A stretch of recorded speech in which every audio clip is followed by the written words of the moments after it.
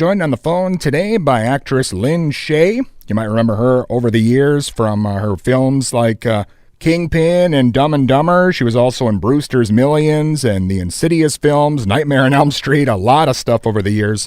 And she's got a new film out now. It's called The Final Wish. It's in theaters January 24th. And you can get more info at fathomevents.com. Hey, Lynn, how you doing today? Good morning, Dustin. I'm really well. How are you? I am excellent. It's so great to be speaking with you. Thank you so much. Thank you. Well, I'm excited about the new film coming out, The Final Wish. I've seen the trailer. It looks pretty intense. Can you tell the listeners a bit about what we're in store for? Yes.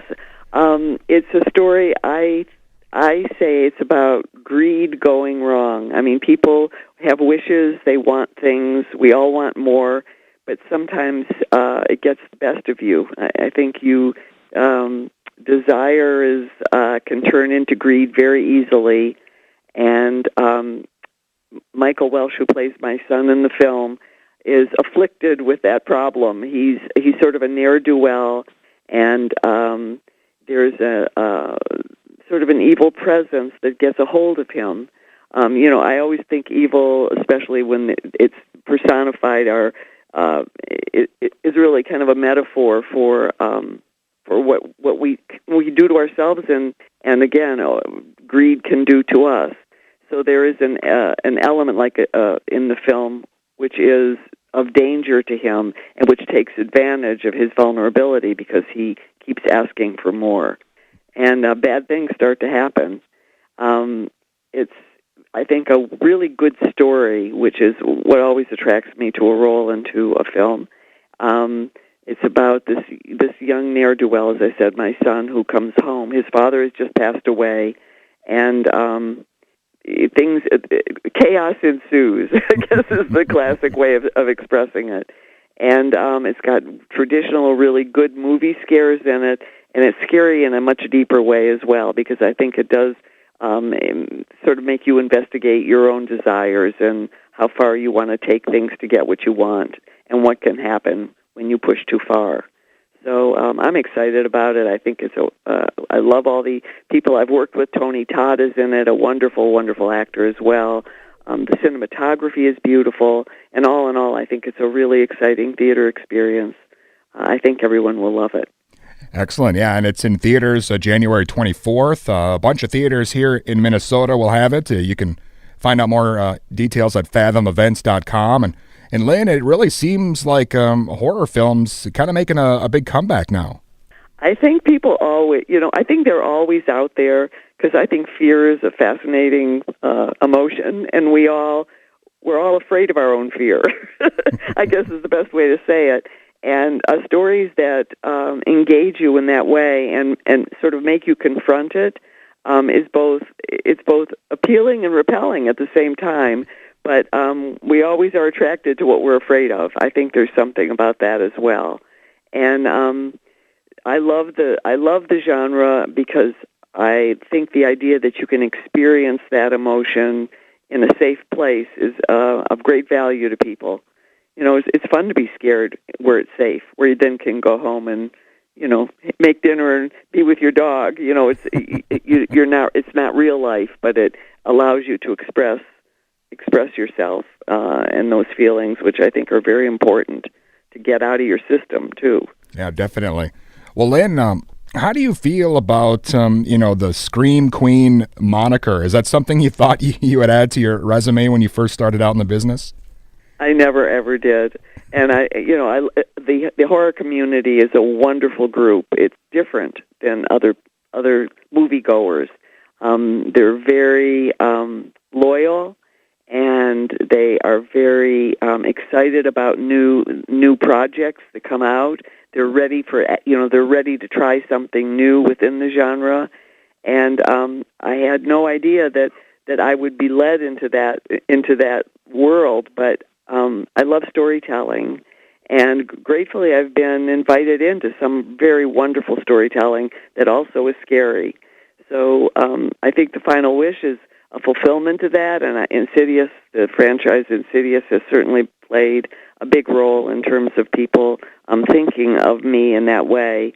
And I love acting, and I love portraying other people. So I'm grateful that within the genre, I'm able to explore a lot of interesting aspects of people's reactions to life and to other people around them.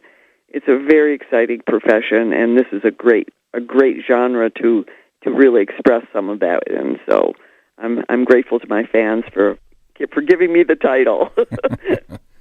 Yeah, it's again, The Final Wish is in theaters January 24th, and you mentioned, the Insidious films, Critters. I mean, so many classics you've popped up in over the years. And, of course, your appearance in Nightmare on Elm Street, I mean, just kind of being an unnamed teacher, maybe it just seemed like another job probably, but is that really what kind of started things out for you in this genre? Well, the truth of the matter is my big brother, Bob Shaye, produced Nightmare on Elm Street, and he basically said to Wes Craven, put my sister in your movie. So that was how I got that job. And Wes Craven, by the way, is truly one of our greats, and so was that series. So that was really the beginning of that genre. And yes, the teacher, I mean, that she didn't even have a name, but it was a wonderful experience to work with Wes and to be sort of ushered into that genre with someone as elegant and smart and scary as he was. So, I love storytelling, and I love all the genres, but the fact that this community has been so amazingly supportive and kind to me, makes me love it even more. So thank you to Wes, and thank you to Jeffrey Reddick for putting me in this movie, and Timothy Woodward Jr., who's our director. And time is tricky. It goes very fast. So that's a little message. Enjoy all of it, the scary part and the funny part and the soulful part. There's a lot of aspects to each character too, and I think you'll feel a lot of different emotions seeing this film as well. Scary as well as sad. There's a lot of aspects to even to horror. Well, and I love about your career, Lynn, you've kind of got a dual career on the comedy side in a way. A lot of people know you from the Fairley Brothers movies and Detroit Rock City and Brewster's Millions, which I loved. So you've got kind of both sides of the aisle.